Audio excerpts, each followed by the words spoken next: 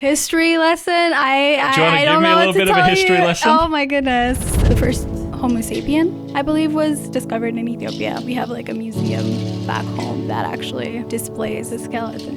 It's one of the countries that is like mentioned in a lot of religions as well. There's Lalibela, which is like a pretty popular historic site. It's one of the churches that was carved from one rock. There's a lot of history there. It was kind of hard because getting that freedom to just take whatever class kind of made me undecisive on what I actually wanted to pursue. There was actually a couple that almost made me change majors. I took a sociology class once, which I fell in love with. Another was photography. I try to do now as a hobby. It was a journey deciding on what to actually study. I graduated with... And that's got you upstairs. It got me upstairs. How does that visa actually work? As long as you stay here and work at Augustana, you can just stay here for as long as you want? Oh man, I wish. Well, it's not that easy. H1B is basically a lottery. Every year, the government has like an amount of visas it will accept. Depending on you and your papers, you will be accepted or denied. Back home, you can't talk casually to an elder unless requested. I would be like super formal, Mr. like full name. That's how I would address all the professors. I would cringe internally whenever I had to hear them like address themselves casually. I was so shocked. The first semester was really difficult with like classes. I did not want to like go to that event. I was homesick.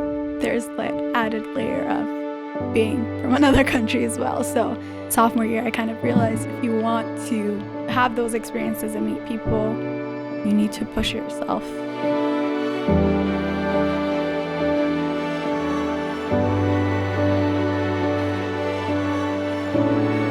Hello, and welcome back to college. This is a show where we share the incredible transformations of international students who studied abroad at college in the US. We dive into the psyche of my classmates, the sacrifices they took, the challenges they faced in taking a massive leap of faith, coming all the way over to the US in hopes of a better life, to Augustana University in Sioux Falls, South Dakota. In this episode, we are unlocking an entirely new continent. This will be our very first guest from Africa. I wasn't kidding when I told you I had friends from all over the world. In today's conversation, we talk about why someone would leave Addis Ababa to study in the US, how to find a US college from Ethiopia, the challenges of picking a major, becoming more chill towards elders, obtaining a H-1B work visa, working on campus as a data analyst post-graduation, plans for the future, and much more. This was a really fun conversation. I hope that shines through for you. Every time I would see this person on campus, my day would get better. It's impossible not to be in a good mood with this person's playful personality. Prepare your emotional state to be enlightened as we go back to college with Bammi. Bammi Abate, welcome back to college. We did start already. This is it, we're goodness. going. How are you feeling? I know you're a little bit nervous coming on, but we were hanging out last night, having a good time over at Sammy's place, one of our friends. Yeah. Just having a bit of a chat. I wouldn't say I was nervous, Zach. But you, and I say back to college, you're actually working here. You work 2 floors up in the and this is the old administration building. But what's it called now? Does it have a new name? Nope, still the admin building. Yeah. But yeah, I work upstairs and it's actually a new kind of add-on. It's the Augustana Research Institute, but they recently, I think, renamed it to Data Analytics and Augustana Research Institute. So yeah, I work in that department. So you do the data analysis? Correct. Yeah. Which, like, what sort of data are you looking at? Well, all sorts of data, specifically like university-wide. So enrollment, retention. And how are the numbers looking? They're looking good?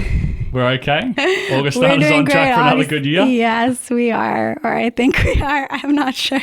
I just do the analysis. Don't make the decisions. Don't make the decisions. Organize the data for people. Yep. Yeah, that's very cool. And how long have you been doing that role for? About 3 years now, I believe. 3 years? Yeah. Oh, so you went straight into that after graduating? Yes, which was a very hectic time. So I was really grateful to be back. And you still on like OPT? No, actually, I got my sponsorship, so work sponsorship. It's called H-1B. So I'm currently on that. H-1B, so that's just a different type of visa, is it? Yeah, that's it's the student visa is F1 visa, and then work visa would be H-1B visa. Yeah. Well, I think that's a great perk of being an international student at Augie, and then they have the know-how to be able to do that for you and get that all organized. Yeah, I think it was really great that they did that for me, and everybody was super nice and helpful throughout the process. So I was very grateful. So how does that visa actually work? Do you just have that as long as you stay here and work at Augustana, you can just stay here for as long as you want? Oh man, I wish. Well, it's not that easy. It was a process. I think the benefit of it being at Augustana was because for H-1B is basically a lottery of work visa. So every year the government has like an allotted time, like amount of visas it will accept. But if you work in a nonprofit or like universities and hospitals, that is waived.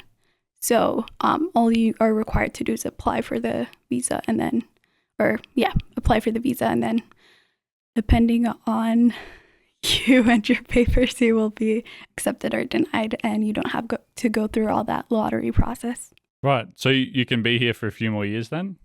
It's 3 years, and then you can request an extension, and then they will give you another 3 years. Well, so you've been here for 3 years. Already, I know. So what does that mean? Oh God, I don't know yet.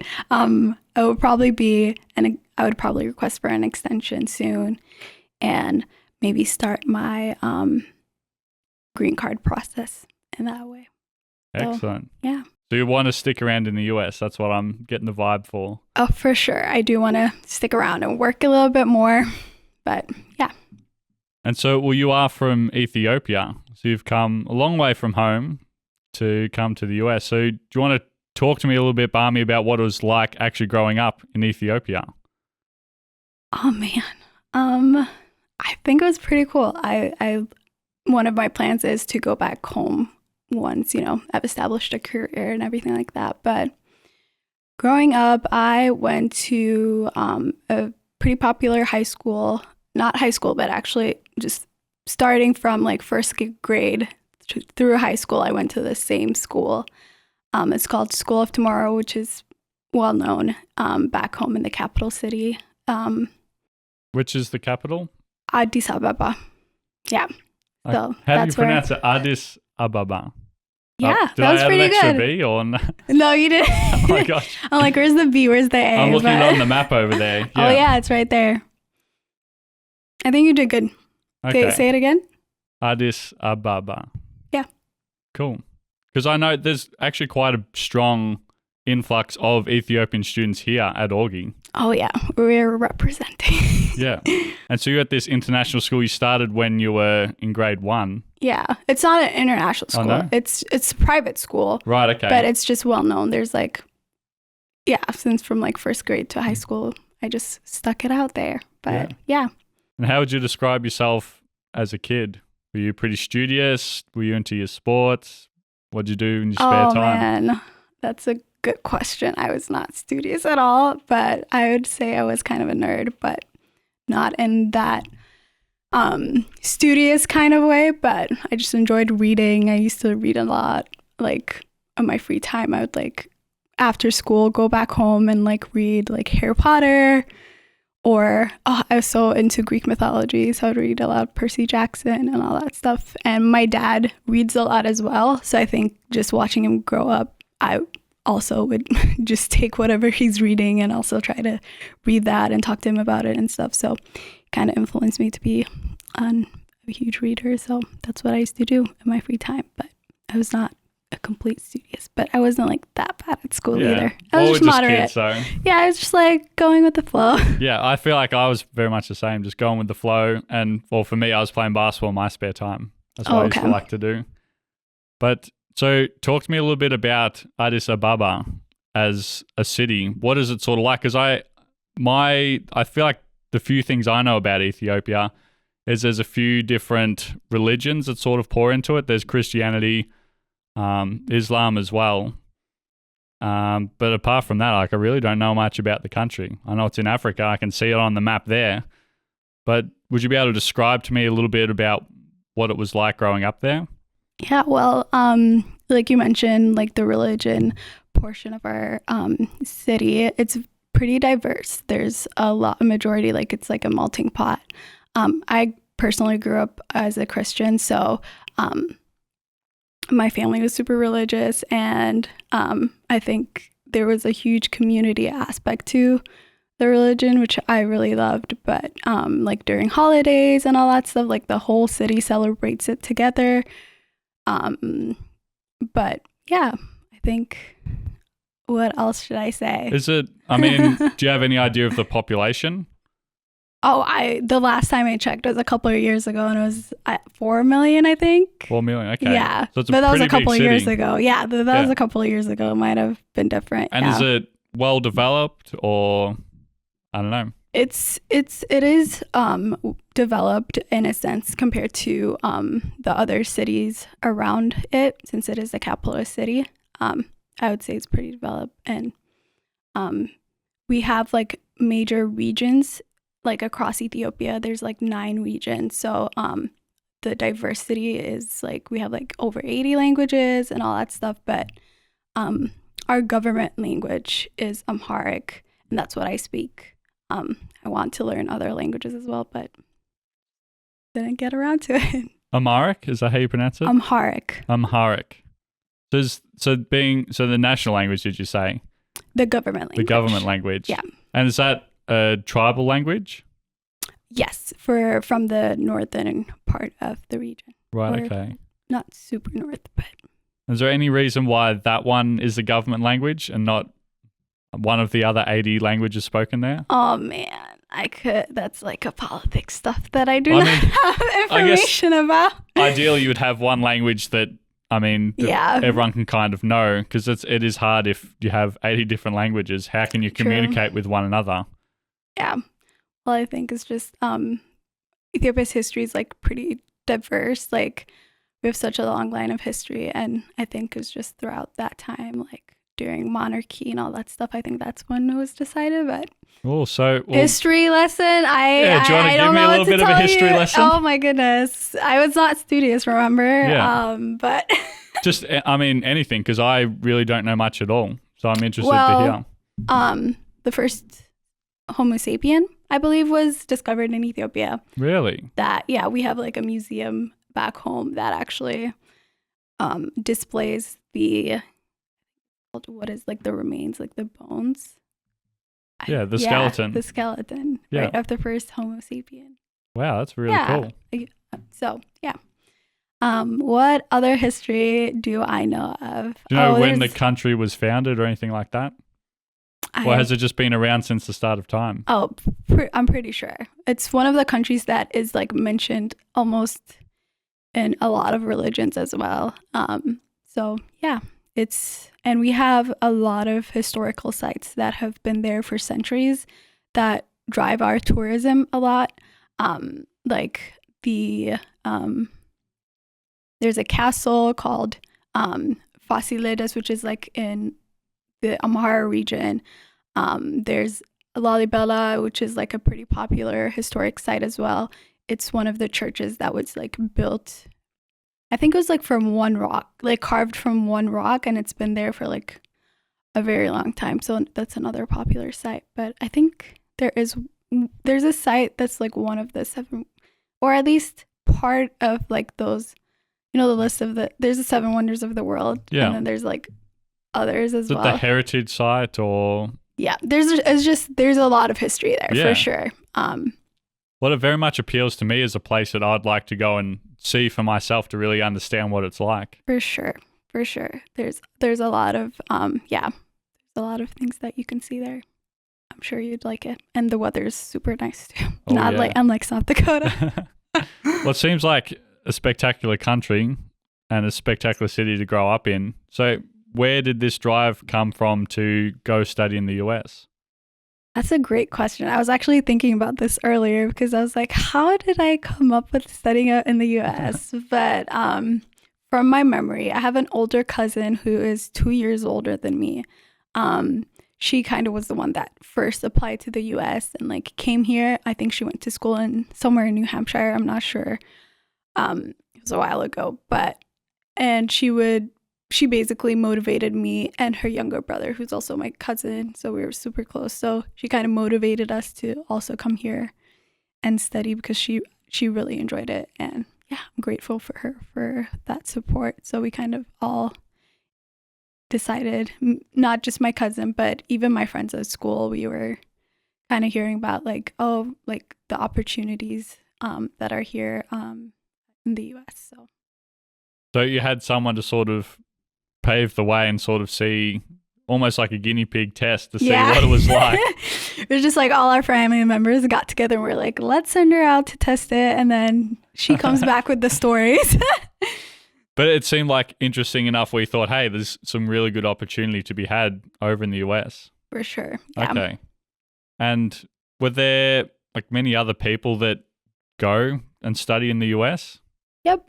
So like I mentioned, my high school, a lot of like recruiters actually come from the US as well. Not just the US, but from like all over like Europe, Canada. We had recruiters from like colleges come over and like speak and do events. So I would attend those often with my friends who were also interested. So that kind of, and asked a lot of questions, and that kind of helped us finalize and like decide that we wanted to come here. Terrific. And are there decent pathways to be had in Ethiopia? If I didn't come to the US? Well, just like, yeah, if you had to just continue your study, maybe done some college still in Ethiopia, is that still a good viable option? I would say yes and no. In a way, our universities are actually free. So, and there you go. Yeah, right. That's pretty enticing. It's the number one thing that's very enticing. But and it depends. So how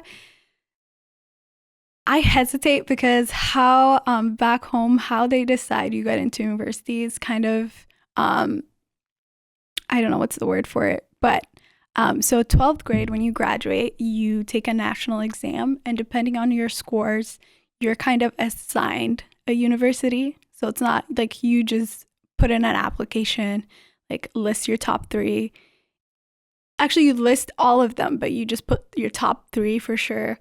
And then you apply that way. And do you just choose the universities, not actually what you want to study? You also choose like list your top majors. So then you're assigned basically on what you said your top stuff is. And it always doesn't. Technically, you don't always get the top sort of thing. A bit random, and they'll just choose whatever for you. Yes, but okay.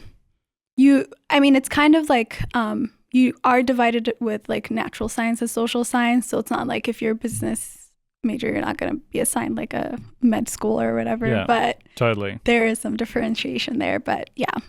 All right. That's very interesting. But I mean, maybe a little bit more freedom and choice in the US. Yeah. So how did you come across Augustana then? If I remember correctly, I think I may have talked to a recruiter here. And while they visited Ethiopia, I believe so. Yeah. I feel like I think once, like after a couple of years later, is when like we were talking about it, and someone told me, "You're like, how did you come across?" I feel like I think I met someone from here, but I'm pretty sure it's one of those things where I used College Board a lot when I looked up colleges, and like obviously you filter out what major you want and like the price, and if they actually give international student scholarships and all that stuff, that kind of like narrows down a lot of the schools. There's been quite a few people who've talked about College Board. Oh yeah. And how that's sort of at least a start where they can get a feel for where they want to go. Right. If College Board wants to sponsor me, I can talk about. There you go. They're like, really let's great. really talk about how the good College it is. Board, yeah. Yes, that's where I like looked up all my colleges and like looked at college profiles and did my majority of research was through College Board. And I think that's how I came across it. And I didn't apply to just like a couple of schools. I applied to a lot. And How many are we talking? 10, 20? Oh, probably 20. Really? That's a lot. That is a lot. But I know others apply to maybe 3 or 4. That's it. I used like Common App. I don't know if you've heard. It's like it's you list your colleges there, and then you can just like send one application and it sends it to everybody. So it's not that I like did separate applications. Common App kind of makes it that process really simple. So you just fill in all the forms once and then it shoots it out to everyone. Yep. So you add like the college you want. Like you search up the ad, you like add college, and then it will like show you their deadline, and then you just fill up a common application and then it kind of sends it out. There is some additional requirement for each university that may require like an extra essay or whatnot, but yeah. So you just send one application and it just goes through everybody. That makes it easy. Yeah. And then, how did you re-stumble on Augustana then? And then once I applied and I heard a couple about, like I heard like decisions, and then it was more about cost, spending on the cost, and Augustana and one other university. Now I cannot remember. I'm so in Augustana now. I can't remember the other school. But I did hear a majority of them back with an acceptance, but the prices were, because some schools also don't give international students like a large amount of scholarships. So that was difficult, even though I really wanted to go there. It wasn't feasible in a sense, especially with finances. So I think it was one other college in Augustana that gave me like the highest amount of scholarship that I was looking around. So okay. Yeah. That's very interesting. And as someone who maybe wasn't super studious, obviously still engaged with your schoolwork, or at least I'm assuming. You're like, I hope you are.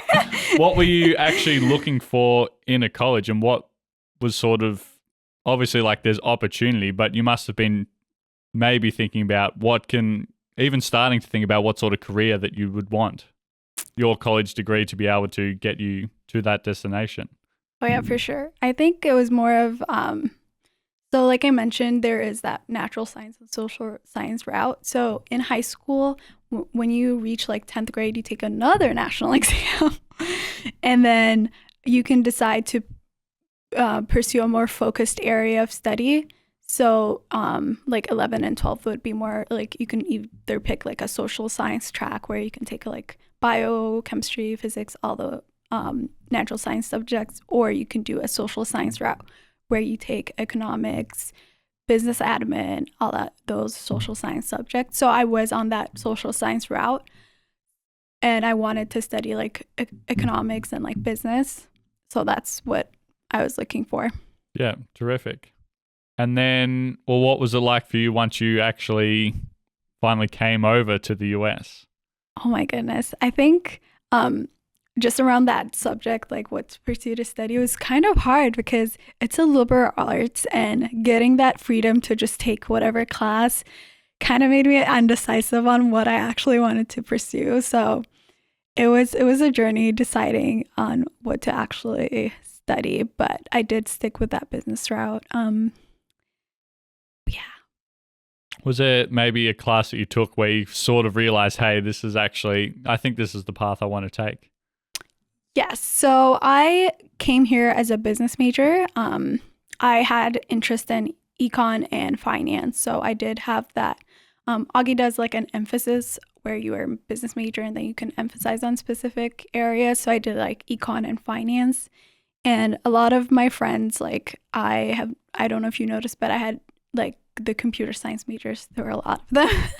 So one of my friends convinced me to take a computer science class, and I had to take one core class anyway. So I decided to take a programming class with him. And I loved it. I thought it was pretty cool to take like a programming Java class, and I fell in love with that. But I still kind of was holding on to that business major. And I talked to one of the professors, and he's like, you could do both. Like you can merge those fields. There's actually a popular major called Computer Information Systems where you can take both business classes and computer science classes. And I was like, that's perfect. Like for my indecisive self, I was like, thank goodness I can do both. It's Good to know that there's other indecisive people around Yeah. here. I switched my major a few times while I was at Augie. Oh, yeah, I remember. Yeah, well, I even switched before I got to Augie. Same. Yeah. But I think that gave me a lot of room for growth as well. Just being able to take so many classes and get so many perspectives. Well, so what was your official major then that you graduated with? I graduated with a business and computer information systems, and then I had a minor in data science. Awesome. Yeah. And that's got you upstairs working in all the got data. me upstairs for sure. Yeah, that's awesome. Yeah. And then, well, you touched on it before talking about liberal arts. We get to do lots of different classes. Were there any of those maybe elective classes that you took and you thought, hey, this is actually really interesting, or anything that sort of surprised you in any way, shape, or form? Oh, for sure. There was actually a couple that almost made me change majors, but I'm like, I need to be like decisive. But I took a sociology class once, which I fell in love with, and I wanted to actually change my major to sociology. But again, I was like, what's like my career? What do I want to do in the future? And it did not make sense long term for me, but I really loved that class. Another was photography that I took, and that kind of really pushed my interest towards photography that I try to do now as a hobby. But yeah. I remember we went out for a photo shoot at least one day, if not multiple, but there was one in particular where we saw all these trends on social media and just on the internet of all this sort of trying to capture photos with objects in the foreground with, smashed glass and mirrors and just kind of weird sort of techniques. So we decided to try them out. We went with Raquel to the Dollar Tree, just to get some props. And then we went down to Falls Park and we were trying our best to take a few shots. Well, I know at least for me, all those shots, especially looking back now, are total garbage. But I think it was a lot of fun that we actually just gave it a shot and we could kind of bounce some ideas off each other as well. Yeah, I was actually really grateful for you guys, because that was one of my photography class projects, was following you guys around and seeing you, since you both were pros at that time, still are. Don't think we were pros then. Oh, you for sure were. I mean, you were better than me. I was like my first time like doing official like photography, and it was for a project. And I decided to follow you guys and do like a behind the scenes of like what we were doing. I remember we were like smashing glass and stuff. Now that I think about it, that was not safe to do that in a public area. Yeah, just smashing glass and I mirrors. Know, that was so dangerous. We had the glasses as well, sort of wine glasses, and smashing them. Oh yeah. We were just playing around, and I think that's honestly, looking back and now sort of doing this more video, but definitely sort of photography, it's all in the sort of same space. Just having a play is honestly just a great way to start and to get into a field and end up doing it as a profession as well. Oh yeah. So you enjoyed the photography class. What sort of things do you felt like you learnt during that class? I learned a lot about what it takes to be like creative. I wouldn't particularly say I'm a creative person, but Well, me neither. Oh man. I'm not even kidding. I would never consider myself a creative person growing up. And if you had told, say, my 10-year-old self that you'd be a full-time videographer, I'd be like, bro, you're kidding yourself. I'm going to be a basketball player. Yeah. Well, yeah. I think that was the main thing. And the professor was very talented, and how she teaches was more of like, it can come from like anywhere. It doesn't have to be like a very rigid process. So I think that was what made me like super interested in it. And even like seeing all of the other students' works as well. It was even my first time like having like a camera and doing that, like officially taking photos. So it was just a fun journey, and I loved it. I thought it was such a great class to do because you really just get to be hands-on with the camera. And if you don't own your own camera, you can just get them rented out. So it's a really great opportunity to get your hands on the camera and just learn the basics. So then, I mean, if nothing else, you can just have a somewhat decent camera to take some nice pictures, or you can, well, become professional, I guess. Yeah. Lots of different options. Do you still use the photography skills today?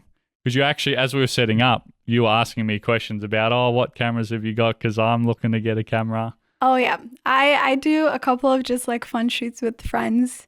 I do it more as a hobby now, and I've kind of been like not doing it as much as I want to. But I want to get like a more like newer camera and try to see travel and try to take pictures.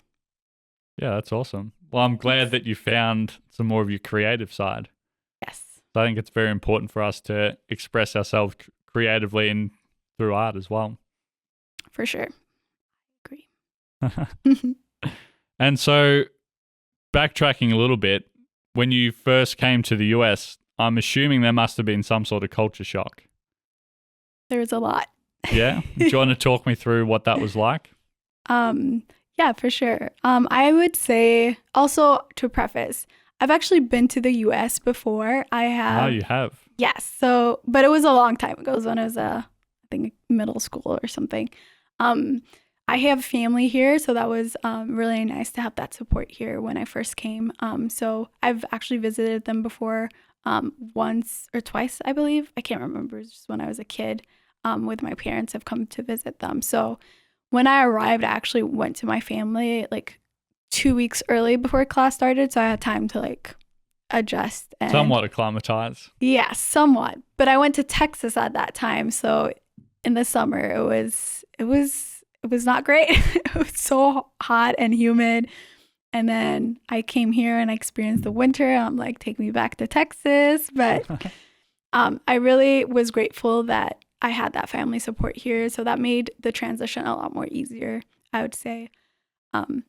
Another thing was I was actually 17 when I came, like freshman year. I'm like a 1 year younger than all the rest of them. You're so young. Right? And I didn't realize that. I was 19 when I came. I don't think anybody realized it. I didn't even, like, it would hit me like junior year, senior year when we're having conversation. I'm like, oh my goodness, like I was 17. But I was, yeah. So you had to wait till your senior year before you could drink? Yes. Legally. Yeah. How fascinating. I don't know if that's allegedly. And so what other culture shock? Did you have any language barriers or anything like that?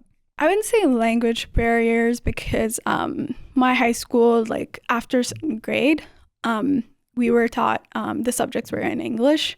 So, and I grew up watching a lot of movies, and that's where kind of I adapted even some Americanized accent a little bit. So I watched a lot of movies, and I read a lot, which was like Harry Potter, all in English. So I would say I had the language part down, just maybe some Midwestern slang might have been confusing, but I did experience a lot of culture shock, just like day-to-day stuff. For example, how over friendly everybody was with like their professors. Back home, you can't talk casually to an elder unless requested. Like I would be like super formal, like Mr. like full name. That's how I'd address all the professors. Mr. Full name, can I please talk to you and say like, good morning? Yeah, but everybody here would address them like first name, be like, hey, like they were so casual with the older folks around here. That's quite a bit different, yeah. I was so shocked. Like I would cringe internally whenever I had to like even hear them like address them so casually. I'm like, they're like, you're elder. Why are you talking so casually with them? So I would say that was like a major shock. And that's a really good example as a culture shock. Yeah. Oh my goodness. Like back home, you would need to address your elders in a certain way, even use like formal language. Unless some do request to be like, hey, I'm young, like, no, address me like informally. That it's still fine, but you still have to put in a little formal language still. But yeah, that was very surprising, especially since I'm trying to like form connections with the professors here while you're taking a class. So witnessing that was like a major shock for me. Yeah, it's a huge one. Yeah, thank you for sharing that. Of course. And how did you actually adjust to college life here? Were you able to make friendships okay? Yes, I would say the Ethiopian community here, there was a bunch of us when we came here. I think we were the biggest class, if I remember correctly, really? Okay. When we came here, the international students from the international students, I think there were a lot of more of Ethiopian and Chinese students at that time. So I got to make a lot of the Ethiopian friends, which made it easier because I still got to speak my language. We would cook together. So that homesickness was kind of mediated that way. But a lot of the other international students, one of my good friends, they lived like across from me. So that was really wonderful. And it was kind of fun to also learn how similar all of our countries are. Like, it was so surprising.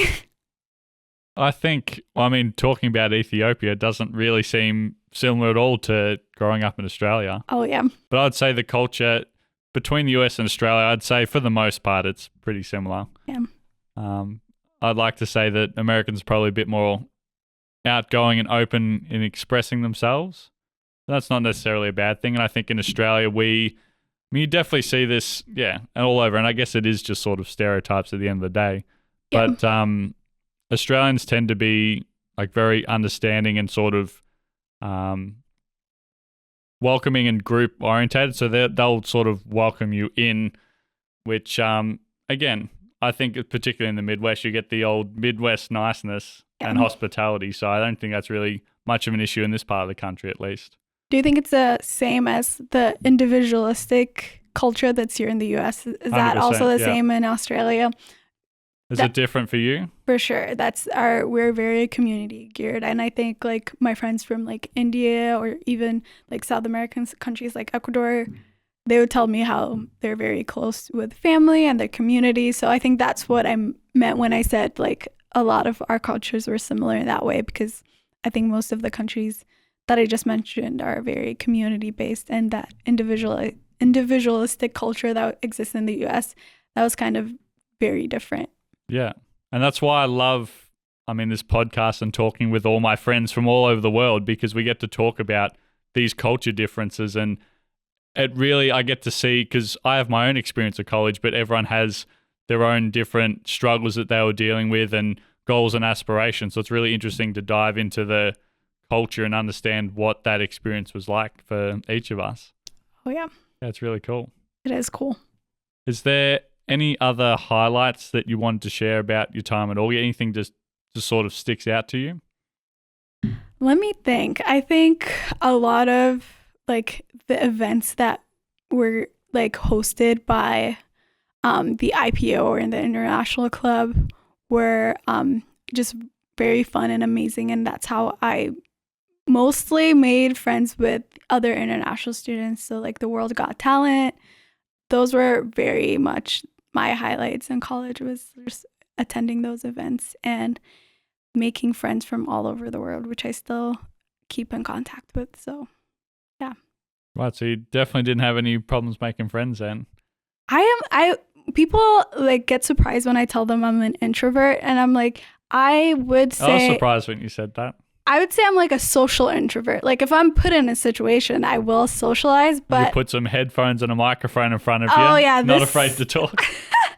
Oh, Zach, you know how what kind of process it took, but I would definitely say I think my social battery tends to run out much quicker, and I think that's what was difficult at first. And I think freshman year, I kind of stuck to like a certain group and didn't try to have that college experience. And like I think sophomore year was for sure the time that I would go out to like events or like meet people. I think I would say sophomore year was definitely the time I kind of and I became like a student ACE ambassador, and that way I also was socialized a lot more. So you got to hang out with the new incoming international students. They were like my children. It was very fun meeting and going on that trip. So you think the IPO does? Yeah. That's the best trip ever. Yeah. Off to the Black Hills to see Mount Rushmore. It was epic.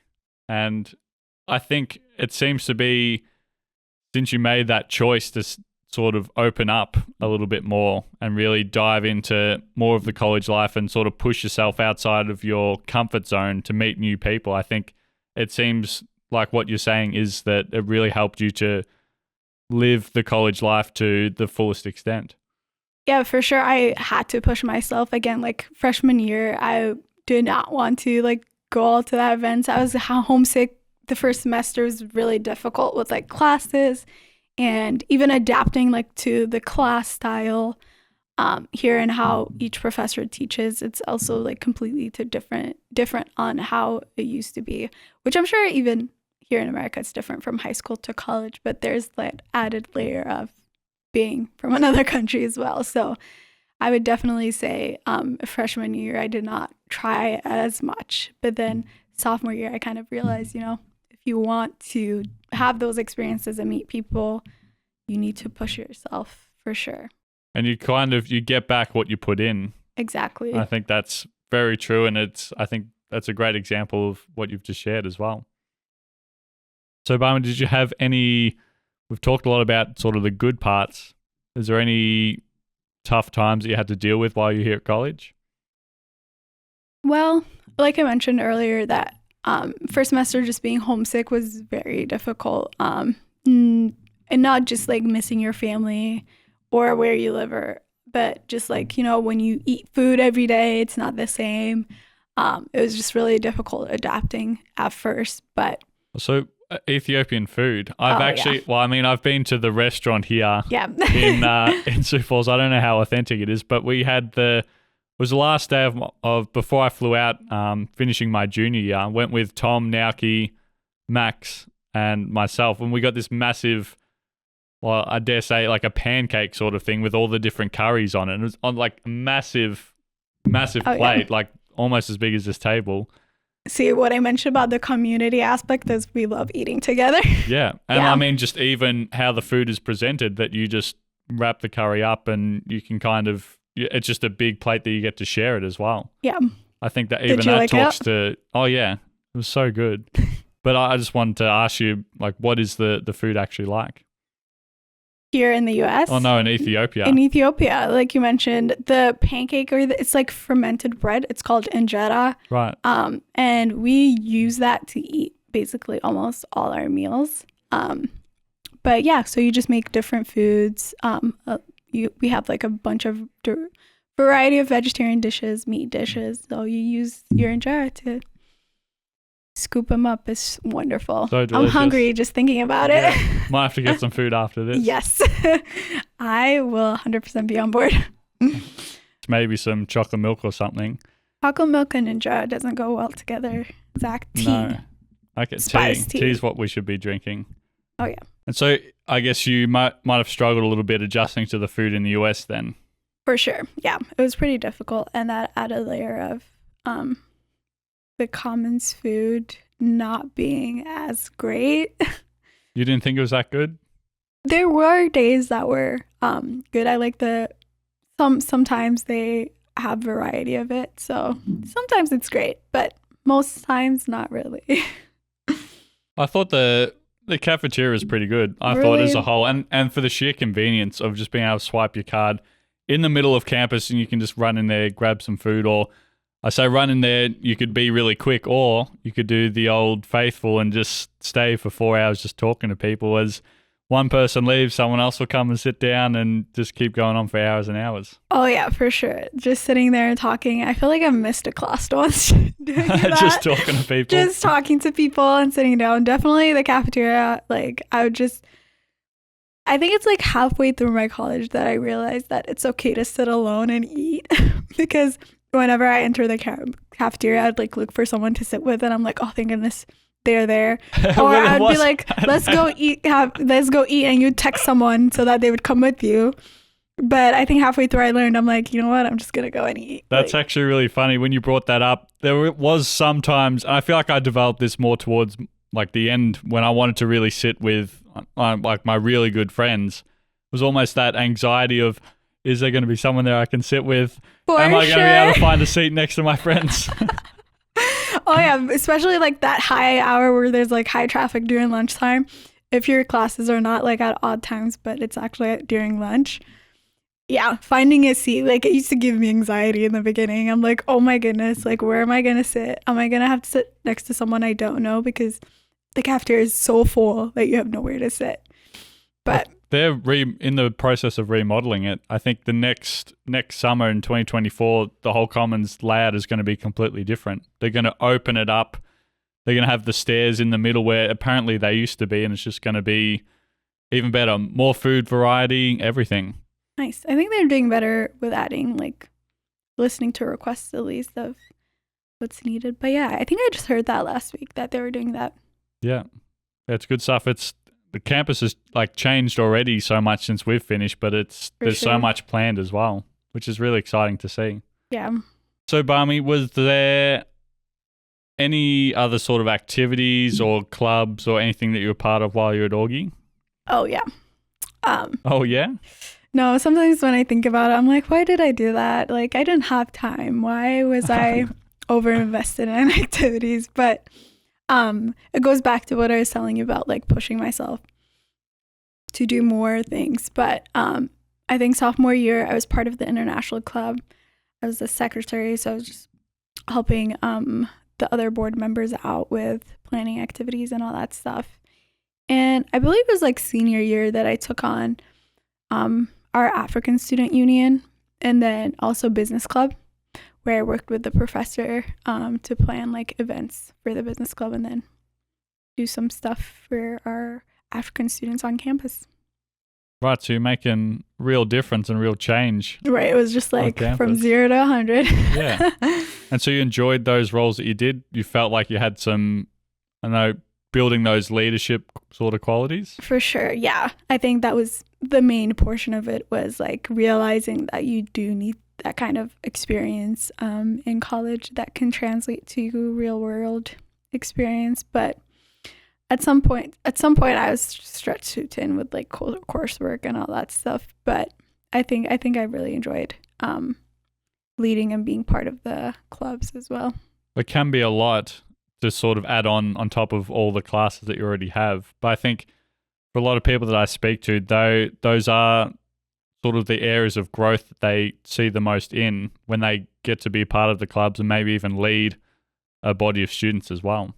For sure. And I think I was very appreciative of the other board members who were there too. I just love that collaboration, and everybody was just willing to help out and do the work. So I think I also saw that part of where like people were just into it and wanted to work with you and plan stuff, and they were as excited as you are about the things that you guys are doing. So that was kind of fun as well. Yeah, find your community and your like-minded people. Exactly. I think that's such a big thing. Mm-hmm. And well, there's so many different programs, clubs, associations that you can join at Augie. So there's so many different options for everyone. Oh yeah, I think like I can't remember. This might have been freshman year, like second semester, where I would drag my friends to like join stuff with me all the time. And I think I even dragged my friends to do like volunteer work with middle school students here on campus. And oh my goodness, middle school students are just another breed. It was very difficult leading those group of kids, but it was an experience that I talk about now and laugh about, but in that moment I'm like, I'm never doing this again. So tough and so difficult. Yeah. I don't know how people become teachers, honestly. At least like Exactly. for any age group probably below 16, I feel like it would be so hard. Yeah, I feel like you have to have like a certain type of personality to be able to like be super patient, first of all. But yeah. Was there something that you were going to say? I feel like I cut you off a little bit. No, what was I going to say? I don't know. But moving on, Bammi, favorite question that I like to ask. Since we're at college, we get grades all the time. So I was going to ask you if you could give your experience at Augie a letter grade. What would that be? Oh, that's a good question. I would give it, oh man, I want to sound grateful as well and not. Just whatever you feel. Okay. Because we can unpack it. Oh, okay. I would give it a B. I feel like that's a solid grade. Is that just because you're trying to sit on the fence? Or is that really what you feel? I'm indecisive again. So that's B it is. Yeah. But maybe B plus. It was wonderful. I would definitely say like just the people here, and that's what matters. Like, but I think if like the small community, but sometimes I wish, like I had that big city experience, but I'm grateful for Augustana and the community I have. I mean, I got a job out of it, so it's allowed been you to stay in wonderful. the country. Oh yeah, Yeah, I'm super grateful. I think the relationship that I made here, how I even got the job is a professor messaged me. He was like, Augie's hiring. Why don't you apply for this job? And it was mid-pandemic that we graduated. So it was very difficult finding a job. And so, yeah, and I interviewed for that, for them. And I was actually, my boss was I worked with her before too. So it just worked out great. Super chill. Yeah. I think that's quite powerful though, that the professor just says, like, just sort of the network that they have too, is because a lot of the professors here are still very much in the industries that they professors in. So experts in the field, and they are still actively working, and they're able to make these connections and see the upcoming talent in the students. And just like how you landed that job, they're just able to sort of pluck you and say, hey, if we feel like you'd be a really good fit for this role. And then did you even go through a job interview or anything, or just? I did. I did. Yeah, but I think you have to as a formality. Yeah, I know. I mean, I did go through an interview, but like I mentioned, the person I was interviewing with, I kind of already knew because like when I was in school, I've worked with her before. So I wasn't as nervous as I would like when I would be applying to other positions. And since I was recommended as well, I think I had my best foot forward already. So yeah, it's wonderful. And so do you say B or B plus? B plus. B plus. We changed it to B plus. Yeah. So what kind of brought that down from an A? You mentioned maybe it could have been nice to go to a bigger city or a bigger college. Mm-hmm. But do you really feel like you missed out by coming to a smaller one? Maybe. I don't know. I mean, again, it's impossible to know. Yeah, it is impossible to know. You just hear about stuff. And I think growing up too, like you watch movies and stuff, and it's kind of like your expectations are different. But then now that I think about it, obviously I can't base my expectations on like movies. Yeah. So. Even though I dare say that there is quite a bit of, I think I've found sort of coming to college here, and especially even I would say touring some high schools and just looking at all like the rows of lockers and all that stuff, it almost did feel like a bit like a movie. Maybe not so much the college thing, but yeah, I think there is a lot of overlap with the movies and the reality here in the US. Yeah, in some cases, yeah, for sure. Yeah. But so anything else that sort of maybe drags the grade down to a B plus? The weather, for sure. Mm-hmm. Not a fan? Not a fan. Not a fan of Sioux Falls or South Dakota. I was just the winters, I was having a very difficult time as well. But yeah, I think those are the two things I would say. And you say the weather, but you were still living here 3 years later. Right? I know. Sometimes I am surprised at myself, honestly. There's plenty of ways to deal with the weather. And you maybe not be able to go outside and do some outdoor activities, but there's plenty of things and plenty of facilities that you can still do indoors as well. Yeah. But the city's actually growing too, and there's more like stuff to do now. And some of my friends are still here too, so it's been nice. Yeah, I think that's a big part. And that's what I've also loved about coming back, is just hanging out with you and all the amazing friends that we share together, and also some of my friends too. Yeah. It's just awesome to catch up and hang out. Even last night we were just hanging out. Oh, yeah. We were going to watch a movie. I don't know. We did not. And we just ended up talking the whole time, which I think was even better. We watched like a 20-minute YouTube clip, and that was it.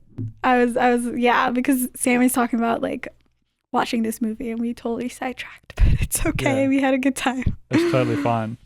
And then, Bammi, to wrap up, if you could give some advice to your younger self who is still in Ethiopia, after going through this whole college experience and this whole college journey, what advice would you give yourself before you left to come here into the US? Oh man, that's a great question. I think I would pretty much do the same thing, where it's like that, getting myself out of my comfort zone and socializing more and meeting people, and maybe at that time being more decisive as far as my career goes. earlier on so that I can have that path ready for me. But yeah, I think I need to get out of my comfort zone. Beautiful. And good things happen when you do. For sure. Bammi, thank you so much for coming back to college. Thanks for having me.